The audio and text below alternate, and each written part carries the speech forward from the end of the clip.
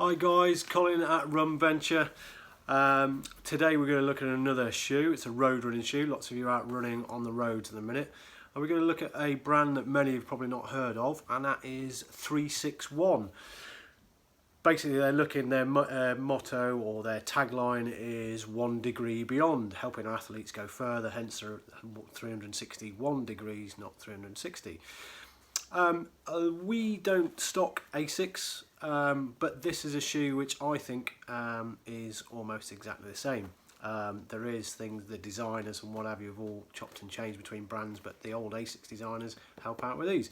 So 361, big Chinese family brand. Don't let that put you off with what's going on for a minute, because a lot of our shoes currently are still made over that way anyway. It is a massive brand all over the world, probably not so much in this country, but really popular. So what's the special about this one? This is, we stock 3 of their shoes. We do a road to trail shoe, we do one of their anti-pronation slightly corrective shoes, not overly corrective as I mentioned before, we're not keen on that.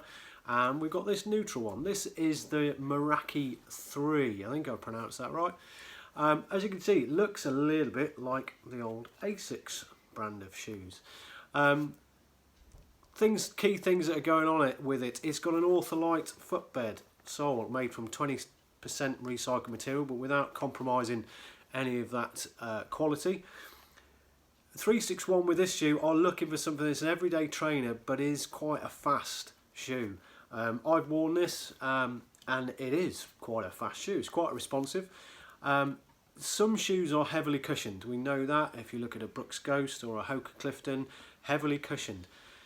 These are going a little bit less on the cushion side, so you can actually feel the ground, but I didn't notice any sort of lack of comfort or anything like that. Key features on the shoe: a nice wide toe box. A lot of people we found who've got feet that are slightly on the wide side, too much for a Hoka, etc. Do like these. You can get your lots of toe space in these, so it's quite bright. It looks like a trowel shape, very similar to the old Asics. Going through the shoe, nice lace configuration. The tongue here is quite a nice feature. Some people find that sometimes the tongues are too short on shoes, sometimes they're too stiff. This is really soft and you don't even notice it. It's got one little hook there to stop it moving around too much. It's not gusted or anything like that. I didn't feel it move around. It has got the extra hole for that famous lace lock that we like to use.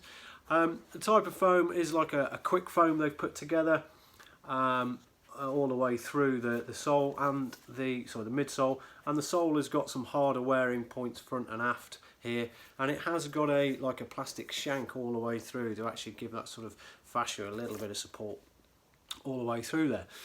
In the heel, solid heel counter. Most road shoes have this. Brooks have been very canny, they've got this, but they've actually stowed it away inside there so it doesn't stick out at the side, but this is quite a nice feature. It doesn't have a cutaway on the Achilles, some shoes do that, but it's nice and soft. The heel counter stops a good sort of inch below the top, so it's still quite soft and doesn't irritate the Achilles or anything like that.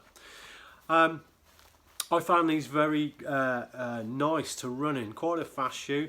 I don't like a heavily cushioned shoe anyway, so I would prefer this to your average Brooks or Hoka, anything like that. Mileage wise, it is a longer distance shoe, I'd say, sort of up to marathon. I think that'd be quite a nice shoe, but not nice fast. It's almost a traditional looking shoe. There's nothing fancy, it hasn't got carbon plates in it, hasn't go faster pumps on it, anything like that. It's more of a traditional, reliable shoe.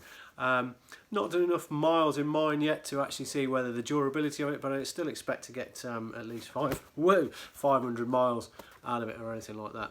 Other key features on it, you need to know the heel to toe differentiation. Sits in that sweet spot. Obviously a Brooks Ghost is 12mm and a Hoka is 4 to 6. This sits in the middle. This is a 9mm heel to toe differentiation.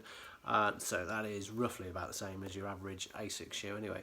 So if you are an Asics wearer and you've probably thinking, not so sure, should I go, those things have changed with the Asics, and you want to try something a little bit different without going too mad, perhaps look at the 361 Meraki. Retails £115 in store, and we got these in the male and the female. Okay guys, mind how you run, speak to you soon.